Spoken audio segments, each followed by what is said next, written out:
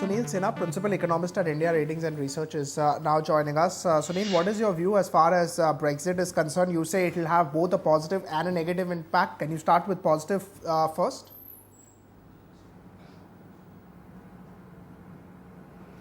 Well, I mean, obviously, any event that is there will have both its pluses and minuses. I mean, so far as Brexit is concerned, I mean, at a more macro level, if I look at it, obviously growth will be overall the adverse impact on the global growth, which simply means that the commodity prices will remain soft. Even most of the central banks will generally adopt a dovish approach so far as rates are concerned, particularly the Fed. So these are in a way positive for India. However, when one looks at the kind of turmoil that is going to be there in the global financial market, that will certainly impact the capital inflow into the economy. So to that extent, it is negative. And also, if overall growth, global growth doesn't pick up, then exports, which are in any case down and out, will remain in that kind of a mode for a prolonged period of time. So there are both pluses and minuses. But on the whole, I believe that my view would be that every crisis actually throws certain opportunities. And particularly for India at this juncture, there is an opportunity. Now, it depends as to how we really, capitalize on this opportunity which Brexit has given. Right. Will this open up a lot of opportunities in terms of further investment into UK? Because if they are not growing, they would want a lot of investments, a lot of tie-up coming in. Will that be a big opportunity for Indians? Because that is overall. Our connection with UK has been quite strong for a lot of time.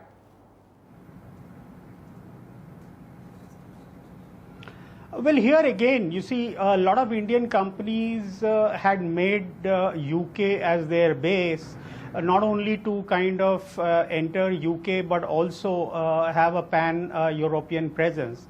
But with the Brexit, obviously, what will be the contour in future becomes uncertain. So any company which was till date strategizing UK to be the base for their entry into the Europe probably will have to think differently because one really doesn't know what kind of trade negotiations finally shape up between EU and Europe.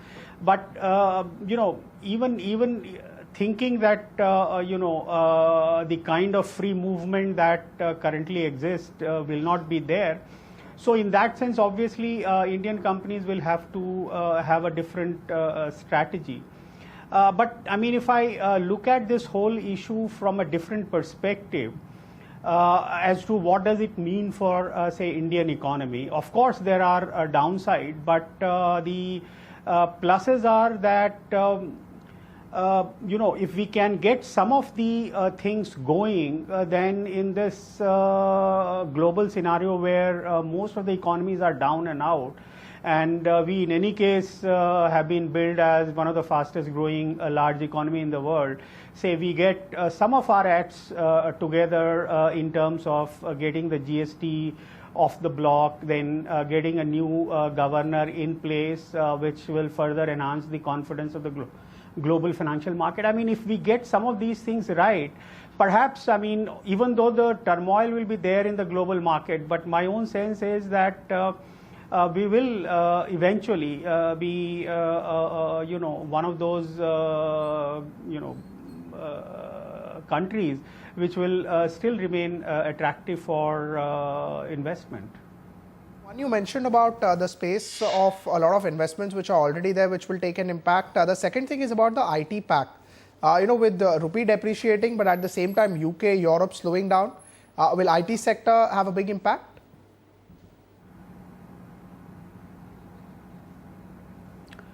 Well, certainly. I mean, because I guess post 2008 global crisis, most of our IT and IT related services were very, very US centric. Since then, and obviously the IT/ITES services, when they realize that in this kind of a global turmoil, the better strategy is to diversify and look for other markets. So in that sense, obviously Europe, even Japan has emerged as an attractive. China has emerged as an attractive destination for IT/ITES services. But with this Brexit, suddenly a lot of uncertainty has crept in, and most of the strategies which IT/ITES services company would have had till date to expand their footprint in Europe, including Britain, now they will have to rewrite that and really have to see as to how they can probably have a footprint both in UK and Europe. I mean, the advantage of UK was that it is one of those English-speaking country, and to that extent, most of the IT/ITES company used to draw a lot of comfort. Right. Overall, as far as rupee is concerned, what is your target? And with Brexit coming in, do you expect depreciation would happen faster?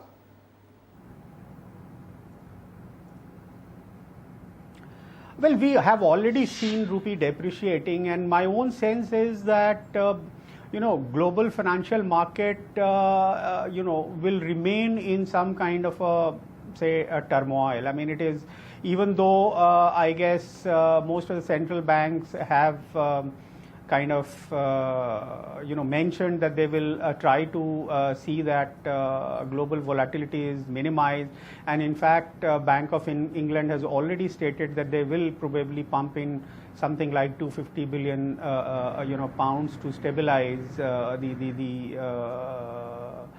financial market. But even then, because this whole process is going to unfold over a period of 2 years, and most of the time we have seen that global financial market do respond to these events.